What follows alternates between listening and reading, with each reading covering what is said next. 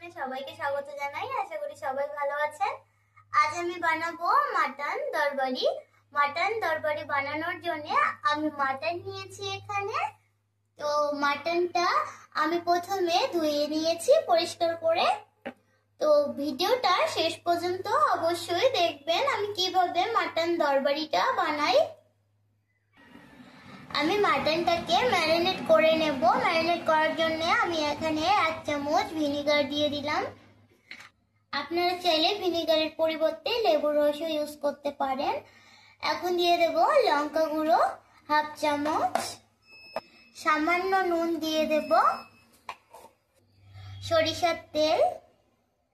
আমি আজকে মাটনের পিসগুলো একটু ছোট ছোট করে কেটে নিয়েছি, যেহেতু আমি কড়াইয়ে আজকে রান্নাটা করব, যার জন্য কিন্তু আমি পিসগুলো একটু ছোট করে কেটে নিয়েছি। কুকারে কিন্তু আজকে আমি সেদ্ধ করে নেব না মাটনটাকে, যার জন্য আপনারা চাইলে একটু বড় বড় পিস করেও নিতে পারেন।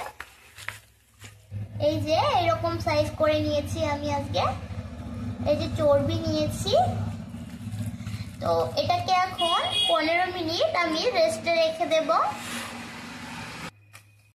একটু ভেজে নেব। এখানে আমি নিয়েছি গোলমরিচ, তারপর আমন্ডস বা কাঠবাদাম, তারপর নিয়েছি আমি কাজু বাদাম, ছোট এলাচ, বড় এলাচ নিয়েছি, গোটা ধনে,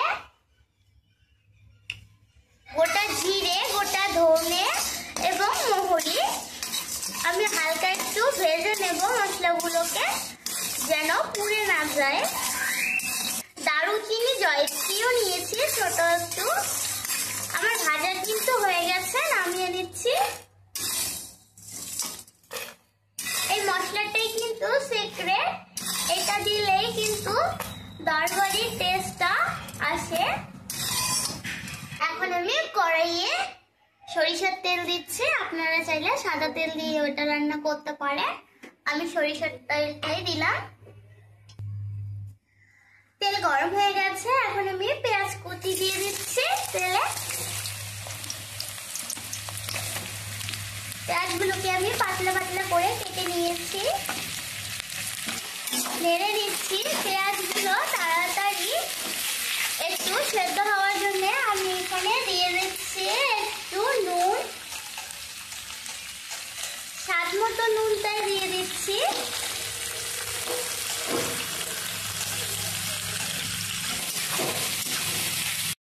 হয়ে গেছে, এখন এর মধ্যে দিয়ে দিচ্ছি টমেটো কুচি।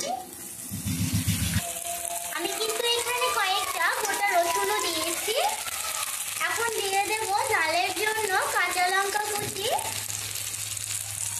এখন আদা রসুনের বাটা দিয়ে দিচ্ছি।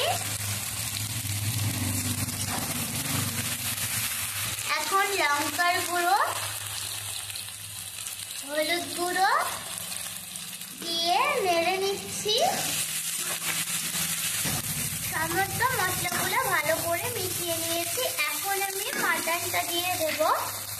মাটনটা কিন্তু দেখুন মাটনটা কতটা স্মুথ হয়েছে, আর এইদিকে কিন্তু একটু মাটনটা থেকে জল ছেড়েছে। ভালো করে নেড়ে নিই মাটনটাকে। দেখুন মাটন থেকে কতটা জল বেরিয়েছে। এখন কিন্তু আমি সেই ভাজা মশলাটার গুঁড়োটা দিয়ে দিচ্ছি। ভাজা মশলার গুঁড়োটা দিয়ে কিন্তু আমি ঢাকা দিয়ে দেবো। ঢাকা দিয়ে কিন্তু রান্নাটা কমপ্লিট করব। ঢাকাটা খুলে কিন্তু আমি ভালো করে কষিয়ে নিলাম। এখন আমি জল দিয়ে সেদ্ধ করে নেব মাটনটাকে। জল দিচ্ছি, জল দিয়ে ঢাকা দিয়ে মাটনটাকে সেদ্ধ করে নেব। জলটা কিন্তু শুকিয়ে গেছে, আরো আমি কষিয়ে নিচ্ছি। কষিয়ে এবার কিন্তু আমি আরো জল দিয়ে দেব। জল দিয়ে দিচ্ছি।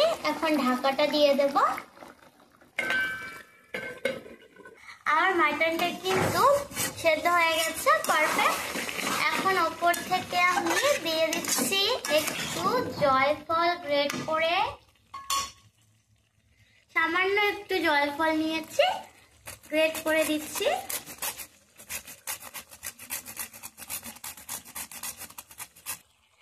কাসুরি মেথি পাতা আমি একটু শুকনো খোলায় ভেজে নিয়েছি, দিয়ে দিচ্ছি।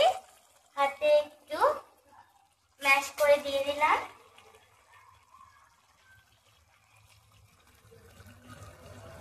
উপর থেকে বাটার দিয়ে আমি নামিয়ে নিচ্ছি।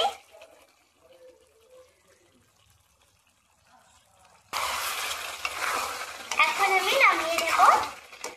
আমার রান্না কিন্তু কমপ্লিট। মাটন তরকারি কিন্তু রেডি।